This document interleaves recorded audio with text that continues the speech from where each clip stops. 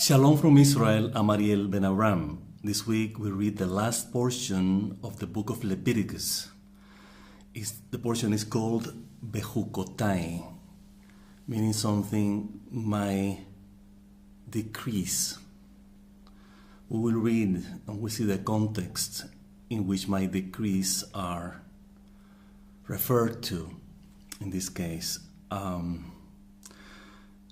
It's interesting to note that the book of Leviticus, we have mentioned this before, but I think that it's important to mention it again. It's about our connection with God. We have said that the book of Genesis is the book of creation, the book of Exodus is the book of freedom. The book of Leviticus, Vayikra, is our connection with God. Then we will have Bamidbar in the desert, which is about our relationship with God. And finally, Deuteronomy, Devarim, which is the whole object, the whole purpose of our relationship with God, like our destiny. So we have a creation for the sake of a destiny, a purpose, an end. So we are ending the book of our connection with God. This is very, very, very transcendental because we are talking about not just a connection, but what keeps that connection alive. I mean, what makes sense, that gives sense to this connection. So what is the whole point of being connected to God? There's a point, there's a reason. So we can say, yes, we're connected to God, but what does that mean, really? Logically, we understand that we're connected with something or someone when there's a common bond among these two parts. So we have children and we have fathers. There's a link, blood, genetics, family.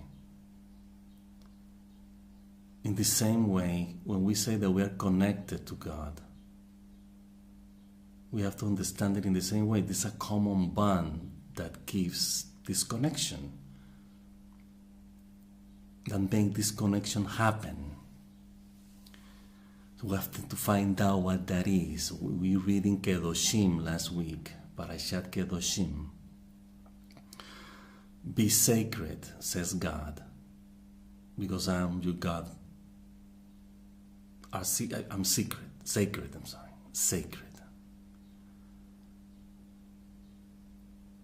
It's like the bond is sacredness. Then we have to define what sacred means. And then the portion explains what sacred means. It's to do certain things that make us sacred. Have this common bond with God. Then Bechukotai, usually the word hukim are translated as decrees. This is very important because our sages make a distinction between commandment, decrees, and ordinances, like three categories. So it's like what commanded in some of we are entitled to perform, to fulfill a mission. Ordinances are like guidelines, ground rules that we follow. But decrees are things that we actually are not able to object. So like they're things that we have to do, no matter if we understand them or not. So that's the whole idea of having a decree. So when we're talking about in this portion about, you say, if you will follow my decrees and observe my commandments to perform them, then I will provide you I will provide you rains in their time, and the land will give its produce, and the tree of the field will give its fruit. Now, there's some kind of, we have referred to this issue or this matter before, which is that our relationship with God is indeed conditional. It's like being sacred is a condition. I mean, it is a commandment, but at the same time, it's a condition in terms of being. So what is your condition? When the doctor asks the patient, what is the condition of the patient? But at the same time, it's condition in terms of if we are in a particular way. The if is the condition here. If we do that. Actually, the first word of this portion is if. There's a condition. But again, we have to understand condition is like, oh, God is not unconditional to us. Yes, He is. The fact that we are alive and have free will, that's pretty unconditional. It is. But the moment that He's giving us free will, there's no conditions. You can choose whatever you want. That's why we have free will. However, in that free will, there are conditions to do good or to do wrong. Those are the conditions, like the premises, like some kind of preamble. So then we know. We need to know in order to exercise our free will. So it doesn't make sense really to have free will if we don't know how or what to choose. This is pretty obvious though. Just like if we don't have the information about certain product that we want to buy. If we buy without knowing what are the qualities, the characteristics of this product, then probably we may have to return it. Simply because we didn't know what we were buying. Yeah, we were choosing, but we were choosing poorly because we didn't have information to make a wise choice. Then in this case, the conditionality is the information that God gives us.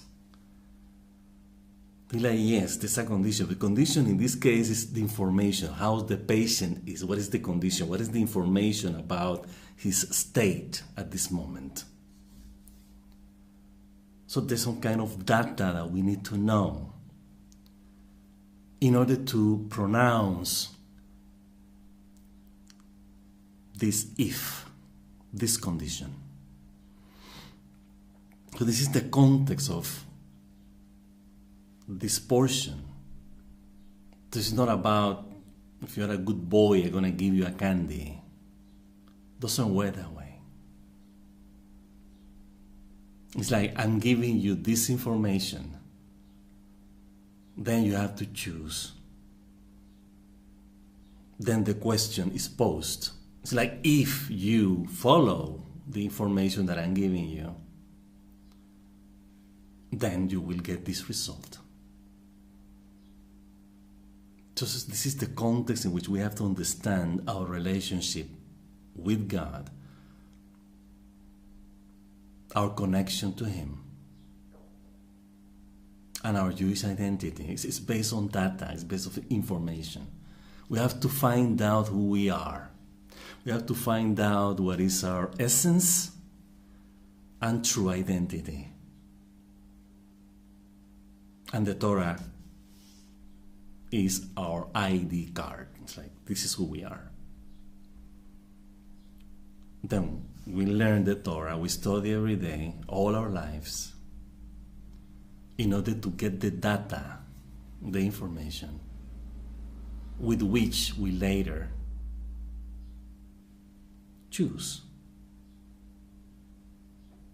So God is not telling us, you just do this because you are commanded to do these things. It's like, hey, there's a goodness here. He's defining us, God, the goodness in life. God is telling us, I created a world, immaterial reality that is good. Then you have to find out, I have to tell you, says God, to learn what is the goodness of what I'm done for you, the world that I'm placing you in.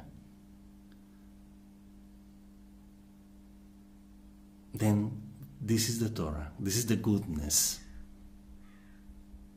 So it's telling us, there's goodness in my creation, says God. I want you to take benefit of this goodness. Enjoy this goodness. If you follow the meaning and the qualities and the attributes of goodness. This is very, very empirical. This is very, very logical. This is not really something that had to do with esoteric or spiritual, it's a mystery or it's a dogma. No, not at all. We have to emphasize, we have said this many times in our blog, in these videos, we have repeated over and over again. There's a sense of common sense, logic, empiricism in Judaism. That's why Judaism is a rationalistic religion, so to speak. We don't call it religion, we call it a lifestyle. It is based on reasoning, common sense. It's not based on dogmas. It's based on fundamentals, foundations. Out of those foundations and fundamentals, then we act. We think. We discern. That's the idea. So, actually, everything has to make sense. But makes sense within the frames of what is good. This is very important. It's about goodness. So all the ethics and all the morals and everything, all the contribution of the Torah and Judaism to humankind is based on goodness, to make goodness prevail. That's the whole point. And then there are dozens of volumes to learn what goodness is. How we conceive, experience, and share goodness in order to make goodness prevail. So, coming back to this, the idea is all the blessings that are coming now are the goodness. Just bless comes of the same semantic root of good.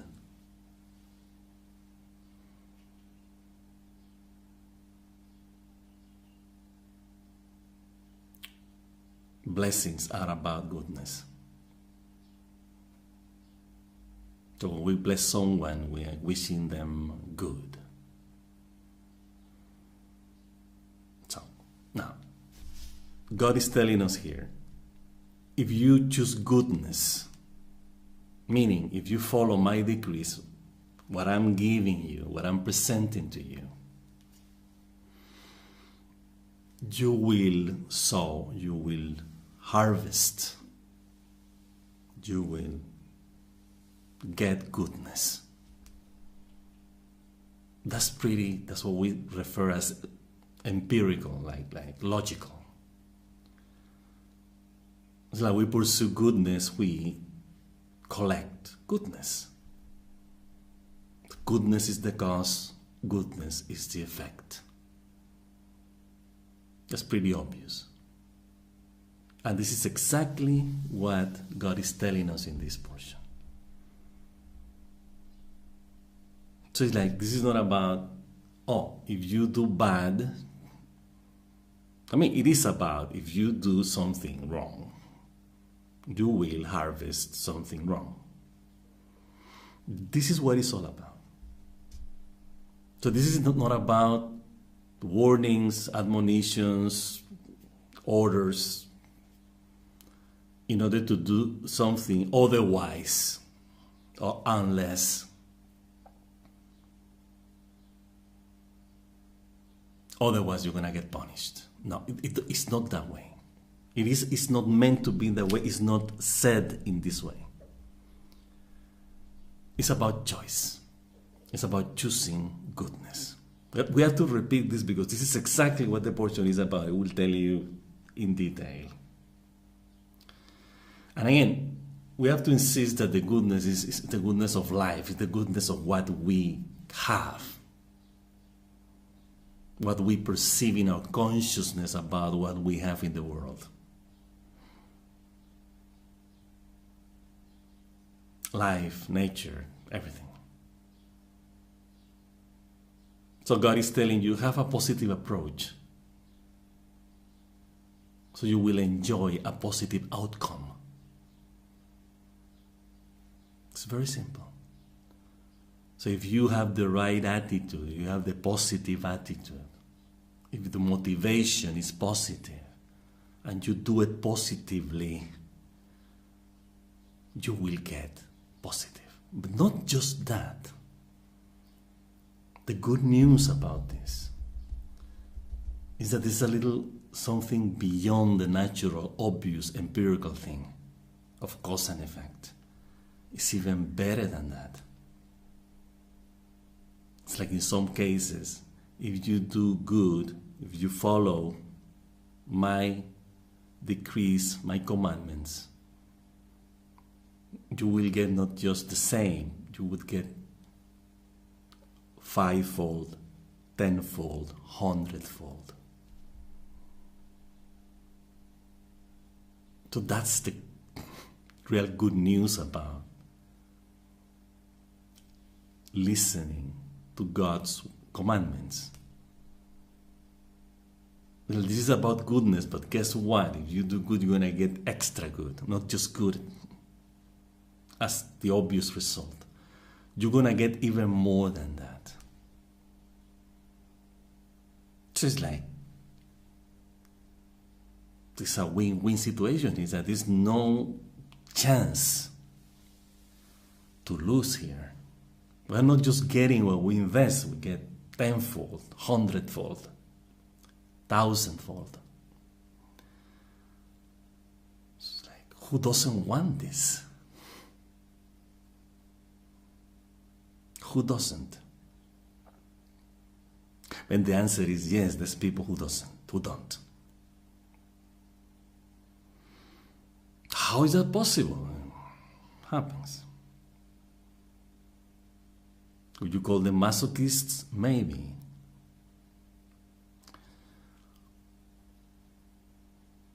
It doesn't make sense. Yeah, it doesn't make sense. This is basically what Bechukotai, this portion, is telling us. You just be smart. Don't be stupid. Do you want to be smart? Do goodness. So, let's read a little bit about the blessings. As we read before, we said, then I will provide you rains in their time. Rain. Also, you say that the rain is not just the physical rain that falls from the sky. It's actually God's Spirit. It's like what sustains life. That's the rain. Or so you say that God took us out of Egypt. So in Egypt there was a river. There was water all the time. There was no need for rain. They said to us, no, I will provide you the rain. So I will bring you to a land in which I will provide for the rain. It's like you and I will be together, says God. And I will provide for you all the time. You don't depend on nature. You don't depend on the material world to provide for you. I will provide for you, says God. He wants us to be close to Him. He wants this bond, this connection. And again, this connection have conditions. And the condition is goodness. God is good. We're coming from God's goodness. This is our common bond with Him. So the rain is that will provide rain in their time, rains in their time. It's like in every time we need His providence, He will be there for us. That's what that means. Besides the rain. Okay? And the land will give its produce. It's like, let's take this again, let's try to integrate, to assimilate this in our consciousness. That we need to really plant this in our consciousness. It's not just planting outside in the fields. We really have to prepare the field of our consciousness and plant the seed of goodness so we can collect the produce. And we do that also with our offspring. We have to teach them that. Not what television and the consumer society is teaching them.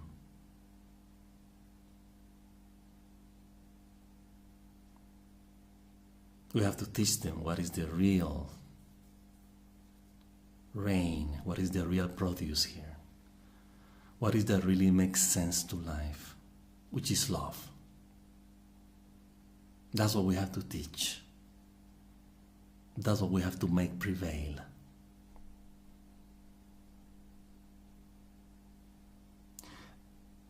Then, that's the produce that we want to collect when we plant. So when we're talking about goodness here, we're talking about actually what goodness, from where goodness comes. Love's ways and attributes. Love as the material manifestation of God's love. That's what holds and sustains everything, as we know. That we know. So, the land will give its produce, and the tree of the field will give its fruit. We have said that trees represent knowledge. The Torah is compared to a tree. So we have trees that produce fruit. We're talking about knowledge in terms of practical things that we apply to reality. It's not something abstract. So it's like we have this principle, we have these values that are based on goodness, on ethics, solidarity, generosity, mutual responsibility. Those are the trees that are nurtured. These values are nurtured by love, by goodness. Therefore, these trees will provide the effect, the outcome of these values, these principles, these trees. Their produce are going to be good. They will blossom and be fruitful. Your threshing will last until the vintage. It's very, very important. We're not going to just to collect up until a certain point and then we have to save. We're going to have all the way until we plant again.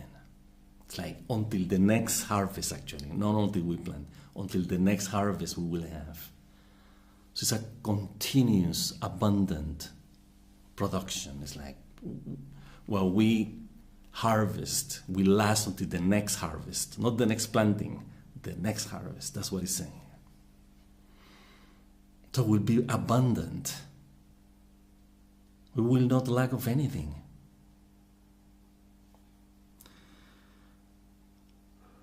And the vintage will last until the sowing.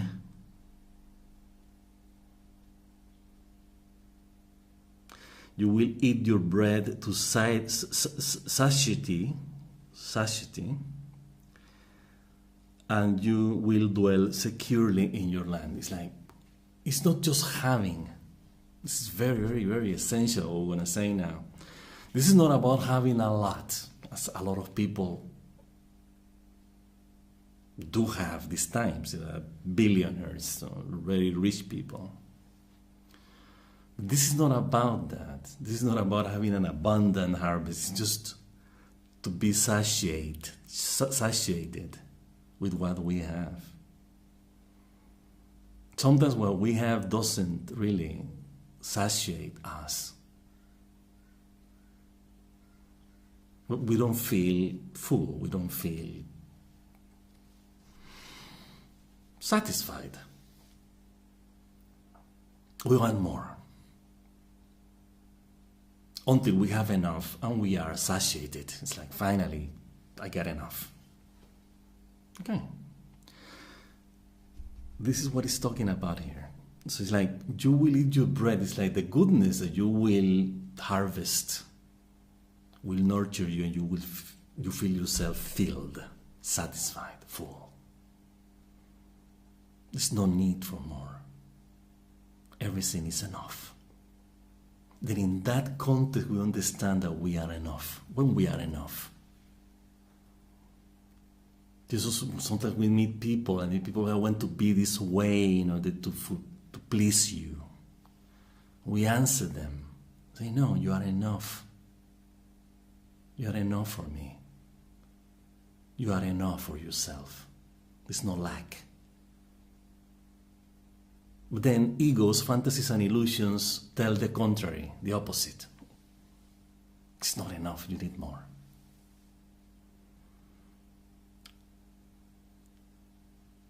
You have a house, get 10 houses. You have 10 houses, a billion. And so on. It's never enough.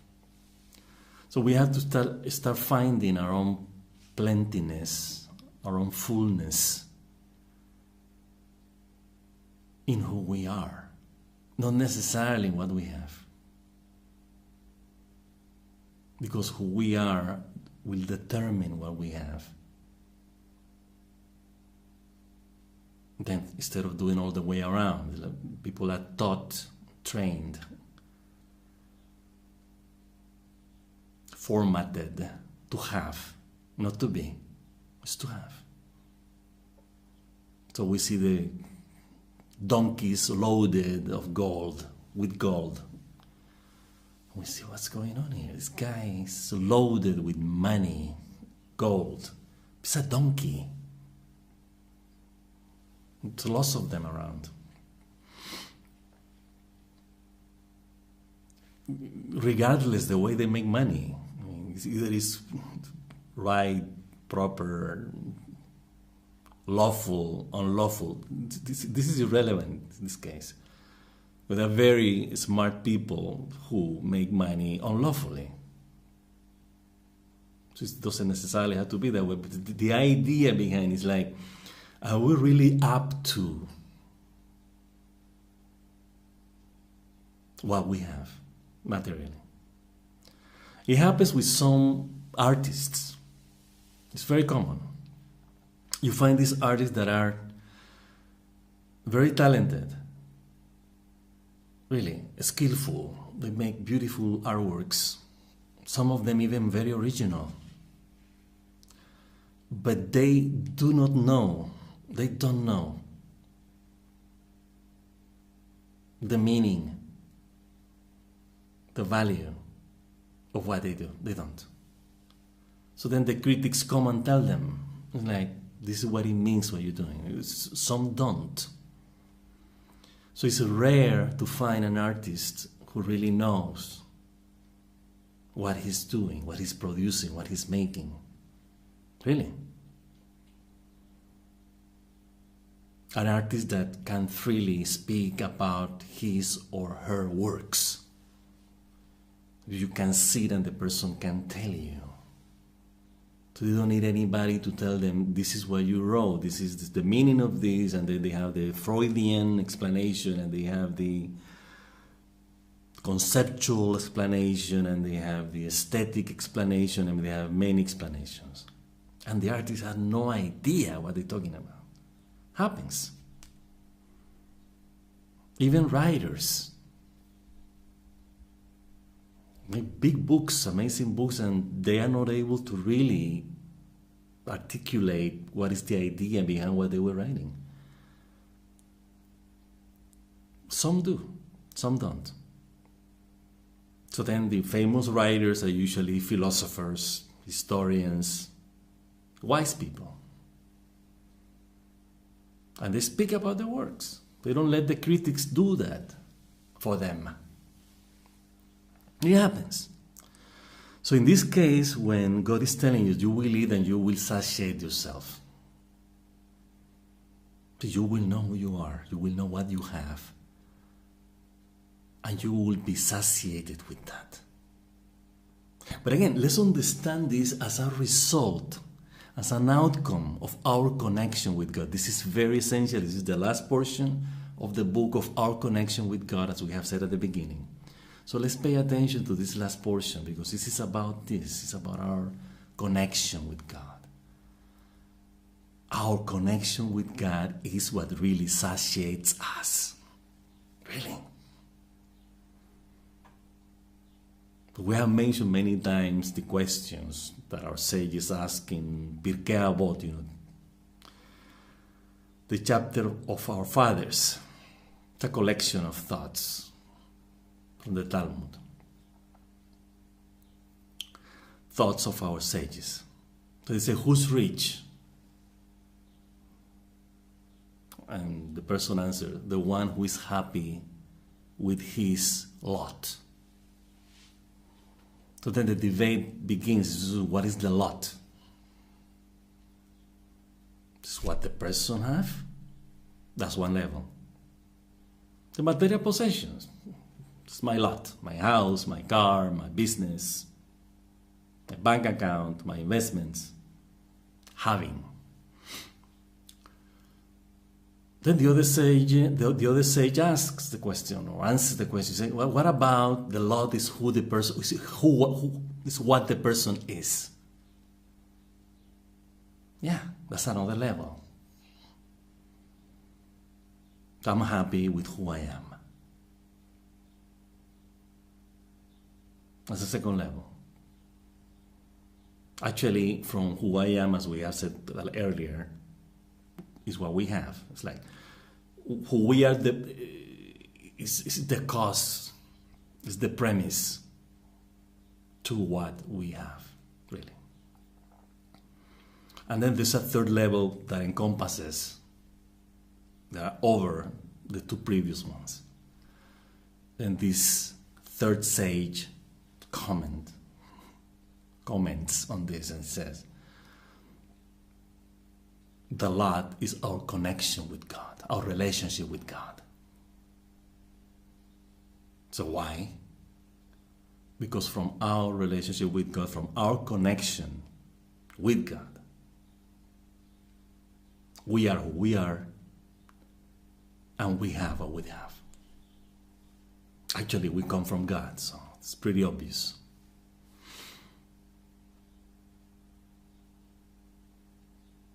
It's interesting because King David, in one of the Psalms that we read every morning in our prayers, he says, yours, ours, the greatness, the kingdom, the majesty, victory, and honor. Because everything comes from you. Everything comes from you. So from you comes riches and honor. Everything comes from God. So let's be aware of that. Because some people believe that things come from themselves and that kind of thing. But anyway, I think that that's what God is telling us here based on the analysis that we are using based on the Hasidic tradition, as you know. And you will dwell securely, in safety, in your land. So what is safety? What makes us feel safe? It's a big deal now in this world. About security, about safety. Big deal. There's a lot of terrorism, a lot of violence, a lot of chaos, basically, that forces us to live, to pursue security. We need to have a safe house, we need a safe car, we need to have safe streets. We need security. It's interesting. It's like, why we don't have security? What's the problem here? Because society have fractured between people who don't have, people who have, people who know, people who don't know, and so on. So the obvious result is like those who don't know and those who don't have, we get to those who know and those who have. It have been happening throughout history. All the revolutions are about that, by the way. All of them. French Revolution, all the revolutions, all the revolts. So let's pay attention to that. But then God is telling us, if you follow my ordinances, my decrees, my commandments, you will live safe, you will live secure in your land. We have said many times, we will repeat that over and over again, always, that life, the land is life, the field is life. Then we have to pay attention to what we have in this land we call life. We're talking about here a different land. It's the promised land. It's a special land in which goodness is the quality of the land. So in this case, we're talking about the good life. A good life, not just a regular life.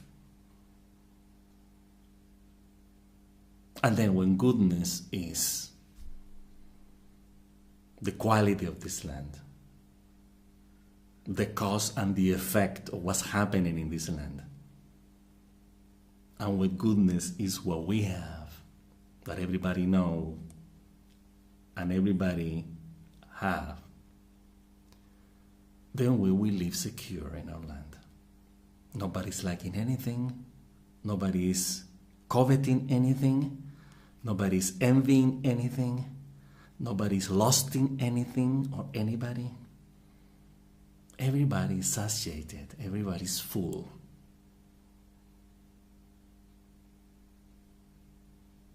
That's the point. Okay, so then there's a lot of blessings coming from this from this knowledge of what goodness is. The goodness that God is, the goodness that we enjoy by being with Him, like sharing this bond with Him. And then we continue, we have to read that. Then later in the portion, it says, if you don't do that, I mean, if you choose the opposite, we have free will. So God is telling us, hey, I give you the info, the data about goodness. I'm going to give you the data about doing the wrong thing. And you will get the outcome. Again, this is a very empirical thing. This is obvious. This is common sense. This is pretty logical analysis. So that we have to be aware of the choices that we make. But not about choices, about the data, about the knowledge. about knowing who we are based on our connection with God. And then we will see the consequences of that. So instead of being secure, we'll be afraid, etc., etc., etc. Then the portion continues at the end with sacrifices. Again, so it's interesting because it makes perfect sense, or so you say, because the offerings, the tithings that we have to bring to the temple had to do with our connection with God. This is a dynamic process. This is not about give and take. This is a constant giving that is giving to ourselves from what we have already. It's like giving. It's not about receiving, actually. It's about giving. How do you understand that?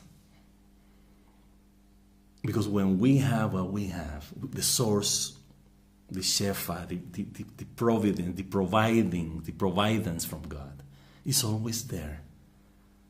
So it's a continual flow of milk and honey.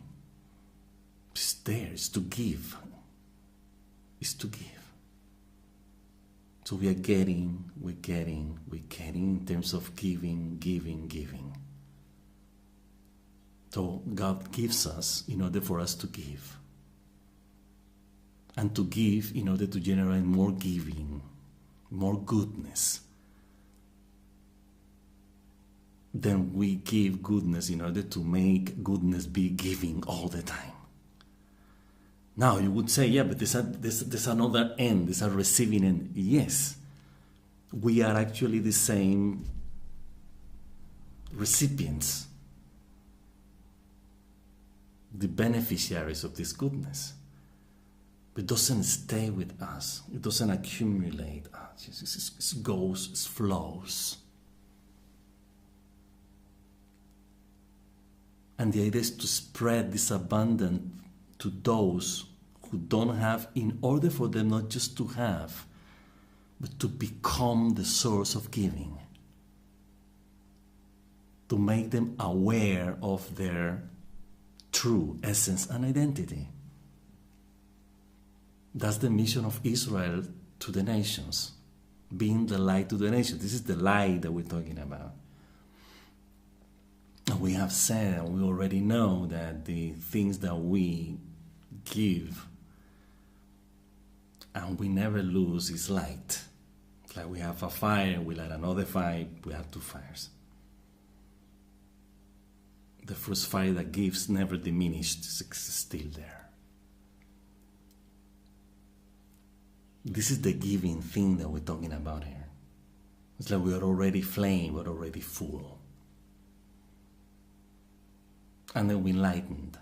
We create abundance everywhere. Everybody has. Because everybody they have an identity from which the goodness, the having, the abundant comes. Okay, I think that we get the essence of what the portion is, and again, the echo of what Leviticus, the book of Leviticus is. Vayikra, our connection with God. And this connection will be the reference of our relationship with God, which will be manifest in the next book, Bamidbar in the desert. Numbers. And then we will know this interaction with God. But never forgetting that we have a connection with Him, which is the premise, which is the if, which is the condition to relate to Him. Okay, we wish you an amazing week full of blessings, like the blessings of this first portion of the portion. Bechukotai, we wish you an insightful, restful, and very fulfilling and satiating Shabbat. Shabbat Shalom. And until next week.